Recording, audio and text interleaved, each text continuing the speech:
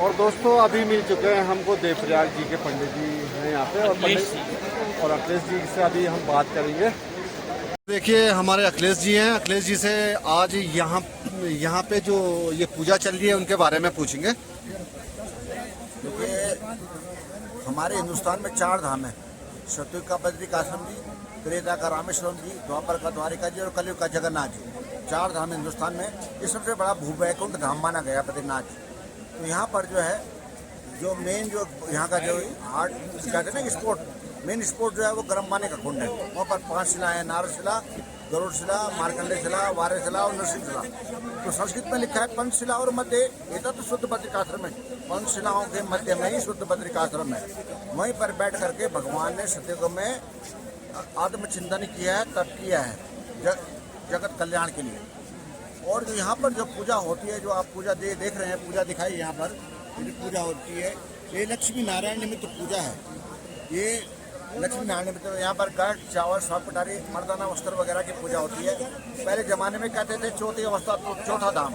और यहाँ पर शरीर त्यागने ही लोग आते थे। इस भूमि में से इतना मोह हो जाता था कि लोग कहते थे कि यहीं शरीर त्याग दे तो भूवैकुंठ में तो अच्छा है। लेकिन आजकल कोई शरीर तो त्यागना बहुत मुश्किल है। लेकिन ये जो गठ हम दान करवाते हैं, ये गठ शरीर है, ये गठ शरीर है, ये गठ शरीर है। और फिर इस शरीर के लिए इसमें जो गुप्त दान डाला जाता है वो सोना चांदी डालते थे पहले ज़माने में। आजकल तो ज़माना बदल गया है। तो सोना चांदी इसलिए डालते थे क्योंकि सोना चांदी इसलिए रखा जाता है कि प्राण शुद्ध माना गया। फिर इस शरीर को पाने के लिए अन्न चाहिए, तो चावल 1.25 किलो चावल का दान होता है। और उसको वस्त्र से मर्दाना वस्त्र वगैरह रख करके गमछा से बांध करके, यानी तौलिया वगैरह से गमछा से बांध करके उसका दान होता है, शरीर निमित्त दान। और यहीं पर लेडीज लोग अखंड सौभाग्य, क्योंकि लक्ष्मी जी का स्थान है, अखंड सौभाग्य हेतु स्वाग पिटारी, चुनरी, मांग, सिंदूर इत्यादि टिकली आदि दान करती हैं यहाँ पर। और फिर यहीं पर आगे ब्रह्म कपाल का क्षेत्र है, यहाँ पर पिंडदान का कार्य होता है। पहले मेन क्षेत्र जो गया जी में चरण है, गया जी में चरण है भगवान का, गया जी में चरण है भगवान का, काशी में घुटना है, हरिद्वार और देवप्रयाग जो क्षेत्र है वो मध्य क्षेत्र है। और मेन स्थान जो है ये ब्रह्म कपाली में पिंडदान का स्थान है। यहाँ पर पिंडदान के बाद कहीं भी पिंडदान नहीं होता है, ये मेन पिंडदान का स्थान। और यहाँ पर बद्री इसलिए कहते हैं, यहाँ पर बद्रीनाथ धाम क्यों पड़ा? बद्रीनाथ धाम इसलिए पड़ा क्योंकि सतयुग में भगवान ने यहाँ पर तप किया। लक्ष्मी जी ने बेर का कांच बन करके, यानी बेर का पेड़ बन करके भगवान के ऊपर छाया की। लक्ष्मी जी ने भगवान को धूप पर शांति तूफान से बचाया। और जब भगवान की तपस्या पूरी हुई तो उन्होंने कहा वरदान मांगो। तो लक्ष्मी जी ने कहा नारायण आप मेरे साथ हैं, मैं क्या वरदान मांगो? तो आप बताओ इनको। तब जो है लक्ष्मी जी ने पेड़ का कांच बंद करके भगवान के ऊपर छाया। तब जब भगवान तपस्या से उठे तो उन्होंने देखा लक्ष्मी जी ने मुझसे ज़्यादा तपस्या कर ली है। मैं तो जड़ रूप में था ही तपस्या कर रहा, लेकिन लक्ष्मी जी ने जड़ रूप में बहुत ज़्यादा तपस्या कर लिया। तब उन्होंने कहा आज से धाम का नाम तुम्हारे नाम से पड़ेगा, है ना। तो संस्कृत में बद्री पेड़ के लिए कहा जाता है। बद्री बने लक्ष्मी जी और नाथ बने वैष्णो भगवान। बद्री नारायण, बद्री विशाल, बद्री का आश्रम कुछ भी कह सकते हैं। बद्री का आश्रम मैंने बेर का आश्रम, तो इसलिए धाम का नाम बद्रीनाथ धाम पड़ा, इसलिए इसको बद्रीनाथ कहते हैं। बहुत शुक्रिया, आपने जो इतनी जानकारी दी हम लोगों को, धन्यवाद आपका। यहाँ पे पिंड दिए जाते हैं अपने पितरों के लिए।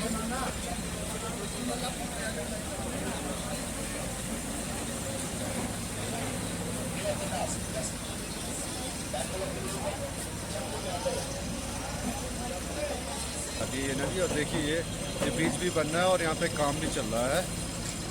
तो अभी हम लोग जा रहे हैं ये तप कुंड की साइड।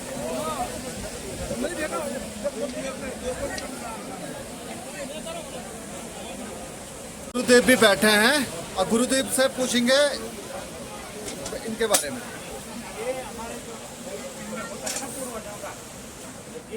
सामान है, ये भगवान बद्री विशाल का भोग है। ये मंदिर से आता है और ये हमारे परंपरागत ड्यूटी है। इसको केवल हम ही लोग तैयार करके देते हैं यात्रियों को। ये भगवान का भोग, इसको प्रमुख वाले जाकर 17 को ये बनाते हैं। और इसका जो है यहाँ पर आपका धन्यवाद। जो ये हम आपको दिखा रहे हैं ये है बद्री विशाल जी का भोग है और ये यहाँ चढ़ता है। और आप लोगों का बहुत बहुत शुक्रिया।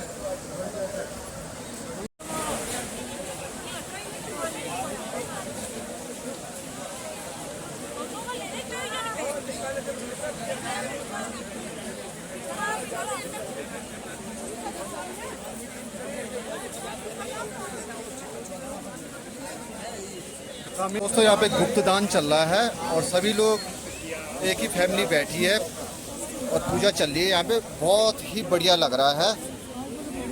दोस्तों अभी हम लोग निकल रहे हैं बद्रीनाथ धाम से।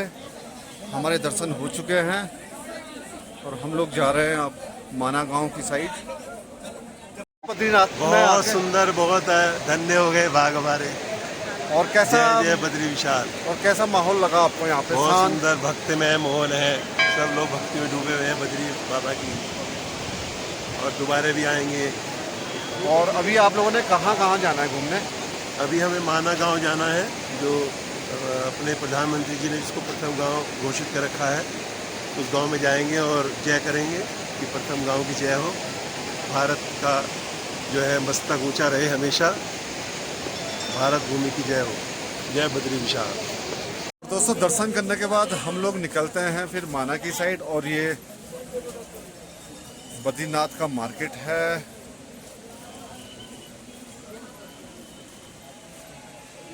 और ये बद्रीनाथ का सुंदर सा मार्केट है। माला वगैरह, चारधाम की फोटो वगैरह, प्रसाद वगैरह सभी चीज़ मिल जाते हैं यहाँ।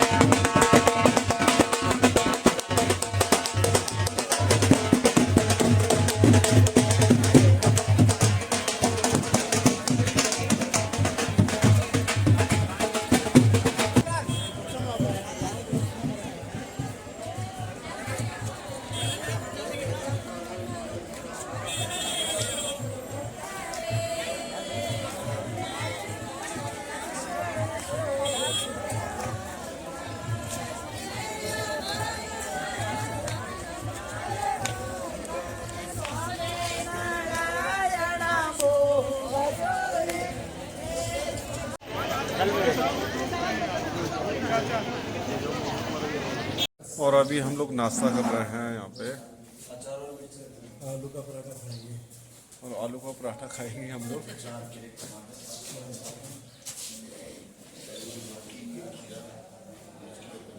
आप आए हैं बैकुंठ धाम में बद्रीनाथ में, और आपको कैसा लगा दर्शन करने के बाद? भैया के साथ आज हम बद्रीनाथ आए हैं। भैया पे बहुत अच्छी तरीके से लाए और रास्ते में जितने भी स्टॉप पड़े उनके बारे में उनका महत्व बताते हुए हम यहाँ पर समय से पहले पहुँच गए, क्योंकि तसल्ली से दर्शन किए। जो हमें जिस उद्देश्य से आए थे, हमने भगवान से अपनी प्रार्थना भी रखी और जो हमने प्रसाद बोले थे वो भी चढ़ाए। और यहाँ पर अब हम घूमते हुए वापसी की तरफ जा रहे हैं और नाश्ता करने के लिए। ये रेस्टोरेंट बहुत अच्छा है जहाँ पर भैया हमें लाए हैं और हम यहाँ पर अब नाश्ता कर रहे हैं। और दोस्तों देखिए ये सुंदर सा यहाँ पे रेस्टोरेंट है और आप लोग आइए यहाँ पे। और यहाँ पे बेहतरीन नाश्ता वगैरह, खाना वगैरह, डिनर, लंच वगैरह सभी चीज़ मिलती है यहाँ पे। और यहाँ पे जेन्युइन रेट है और आप लोग आइए, एक बार मौका दीजिए। और दोस्तों बद्रीनाथ में दर्शन करने के बाद हम लोग माना गांव की साइड जा रहे हैं।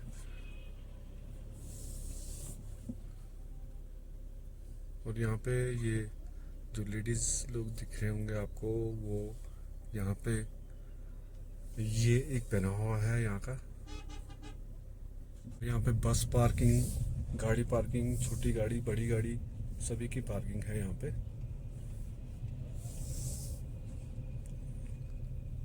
और दोस्तों हम पहुँच चुके हैं माना गांव में। माना गांव की पार्किंग है ये।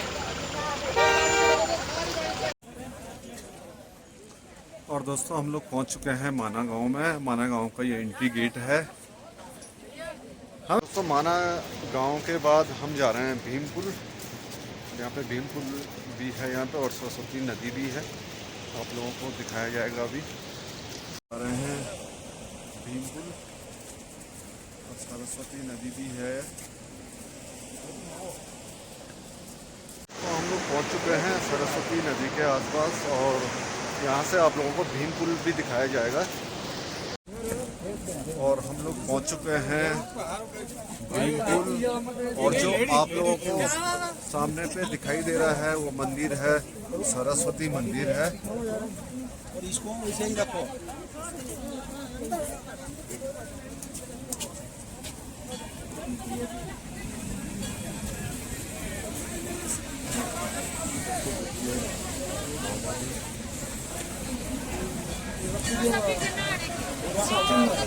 और हम लोग अभी भीमपुल में पहुंच चुके हैं।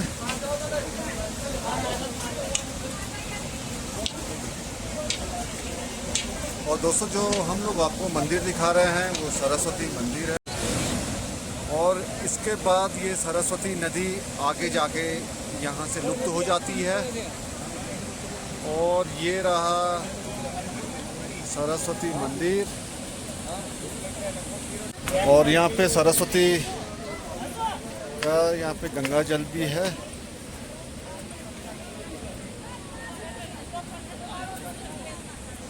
भीमपुल के नाम से जाना जाता है। और ये इसके नीचे है सरस्वती नदी। सरस्वती नदी इसके बाद दिखती नहीं है, आगे जाने के बाद यहाँ से लुप्त हो जाती है। और दोस्तों हम आए हैं माना गांव में। माना गांव से आगे जाने के बाद भीमपुल पड़ता है। और भीमपुल में हमारे बड़े भैया मिले हैं हमसे। और ये माना गांव के रहने वाले हैं। और इनसे थोड़ा परिचय लेंगे और थोड़ा सा यहाँ के बारे में हम लोग जानकारियाँ। मेरा नाम देव है, यहीं से लोकल हूँ मैं। ये सामने का जो स्टोन है, जो ये सामने का पत्थर है, ये भीम का पुल है।